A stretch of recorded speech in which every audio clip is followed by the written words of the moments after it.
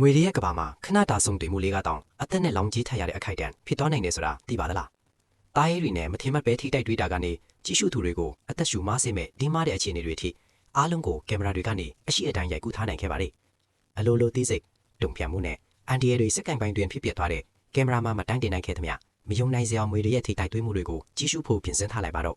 အခုပဲအတူတူလေ့လာကြည့်လိုက်အောင်။ King Cobra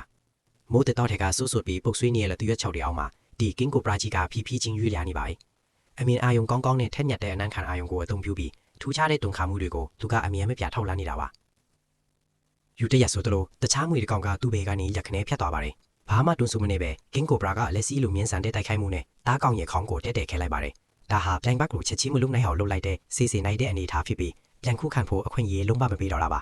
။ဒီအမဲလိုက်မှုမှာအစိတ်ကအဓိကအချက်မဟုတ်ပါဘူး။ King Cobra တွေကတခြားငွေတွေကိုအမဲလိုက်ဖို့အထူးပြုထားတာဖြစ်ပြီးခေါင်းကိုခဲလိုက်ခြင်းအပြင်သူတို့ကိုသူတို့ပြန်အကွိုက်မခံရအောင်ကာကွယ်ရင်တောက်ကောင်ကိုအပြည့်အဝထိန်းချုပ်လိုက်တာပါ။အဲ့ဒီနောက်မှာတော့ခေါင်းကနေစားပြီးမျိုးချပါတော့တယ်။ King Cobra မှာအရန်ကိုပြောင်းတဲ့မေယိုအဆစ်တွေရှိနေပြီးသူ့ရဲ့ကိုယ်ထဲနှီးပါရှည်ရတဲ့သားကောင်တွေကိုတော့မျိုးချနိုင်ပါလေ။ဒီနီးပြူရာကတော့ရိုင်းထဲမှာရှားပါတဲ့အစားအစာအရင်းမြစ်တွေကိုအကျိုးရှိရှိအသုံးချနိုင်အောင်ကူညီပေးတာဖြစ်ပါလေ။ Cobra နဲ့ Viper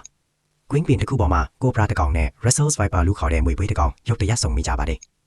Cobra ကချက်ချင်းပဲပါပင်းထောင်ပြီးတတိပေးတဲ့အနေနဲ့ကရှူးရှူးမိလိုက်ပါတယ်။ပြိုင်ဘက်ကနောက်မဆုတ်တဲ့အခါမှာတော့စတင်တိုက်ခိုက်ပါတော့တယ်။မြန်ဆန်ပြီးပြတ်သားတဲ့တိုက်ခိုက်မှုတွေကမွေပွေးရဲ့ကိုယ်ပေါ်ကိုအကြိမ်ကြိမ်ကြားရောက်ခဲ့ပါတယ်။ Cobra ရဲ့အစိတ်ကအာယုံကြောစိတ်နဲ့သွေးစိတ်ရောနှောနေတာဖြစ်ပြီးမိနစ်ပိုင်းတွင်းမှာပဲအာယုံကြောစနစ်ကိုထုံချင်းစိတ်ကအသက်ရှူလမ်းကြောင်းကိုရပ်တန့်စေနိုင်ပါတယ်။ဒါပေမဲ့ Russell's Viper ကတော့ထိတ်လန့်မသွားပါဘူး။အစားစားထားလို့သူ့ရဲ့ကိုယ်ထဲကလေးလံနေတယ်လို့ထူထဲတဲ့အကြေးခွန်တွေနဲ့တန်မာတဲ့ခွက်သားတွေကအကွိုက်ခံရတဲ့တန်ကိုတိတိတသားရောချပေးပါတယ်။တဘာဝအလျောက်အစိတ်တန်ခံနိုင်ရရှိတာကြောင့်ဒီမွေပွေးကြီးဟာတိတိငိမ့်ငိမ့်နဲ့ပဲခွေပြီးခုခံနေရင်ဒီထိတ်တိုက်တွေးမှုကနေတဖြည်းဖြည်းဆုတ်ခွာသွားခဲ့ပါတယ်။ငွေရဲ့ကဘာမှာရှင်းတန်ချင်းဆိုတာအပြင်းထန်ဆုံးအစိတ်ရှိဖို့တည်းမဟုတ်ပဲကြမ်းကြမ်းခံနိုင်ရရှိဖို့နဲ့ဘယ်အချိန်မှနောက်ဆုတ်ရမလဲဆိုတာသိဖို့လဲလိုအပ်တာဖြစ်ပါတယ်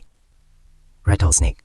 အမေရိကန်ပြည်သူတောင်ပိုင်းကဆိုးဆိုးတဲ့တောအုပ်ထဲမှာ Rattlesnake လို့ခေါ်တဲ့မွေနီးနီတကောင်ကဒီဘက်6တွေကြားမှာတိတဆိတ်သွားနေပါတယ်။ရှေ့မှာတော့ရေစမှာကျင်လည်ကတဲ့ Cottonmouth လို့ခေါ်တဲ့သားရဲတကောင်ပေါ်လာပါတယ်။ဘာမှတွန်းဆုမနေပဲ Cottonmouth ကအနားကိုအမြန်ကတ်သွားပြီး300 psi ထက်ကျော်တဲ့ပြင်းထန်တဲ့အင်အားနဲ့တကြားတဲ့အကွိုက်တစ်ခုကိုပေးလိုက်ပါတယ်။ဒါဟာတခြားမွေတွေရဲ့အကာအကွယ်အကြီးခွန်တွေကိုဖောက်ထွက်ဖို့လုံလောက်တဲ့အင်အားပါ။အစိတ်တွေကအဆွဲကနေတဆင်ဝင်သွားပြီးတီရှူးတွေကိုဖျက်ဆီးကသွေးလက်ပတ်မှုကိုနှောက်ယှက်လိုက်ပါတယ်။ Rattlesnake ကပြင်းထန်လူလွတ်နေပြီးမိနစ်ပိုင်းတွင်းမှာပဲငင်းတက်မသွားခင်နောက်ဆုံးအချိန်အဖြစ်မိမိတန်ပြေးသွားခဲ့ပါတယ်။အဲ့ဒီနောက်မှာတော့ Cottonmouth ကသူ့ရဲ့ကိုယ်ထဲကိုစီးကြကျုံလိုက်ဆန်းလိုက်လုပ်ခြင်းတားကောင်ကိုစတင်မျိုးချပါတော့တယ်။သူ့ရဲ့မေယိုကခေါင်းထက်ရာငန်းစီရာခိုင်နှုန်းကျော်ပိုပြီးကြဲဟဲနိုင်ပါတယ်။တဘာဝတရားမှာပတ်ဝန်းကျင်နဲ့လိုက်ရောညီထွေဖူအောင်နေထိုင်မှုကရှင်တန်ချင်းကိုဆုံးဖြတ်ပေးတာဖြစ်ပြီးတခါမှခွန်အားဒါမှမဟုတ်နာမည်ကျော်ကြားမှုထပ်ပိုပြီးအရေးကြီးတတ်ပါတယ်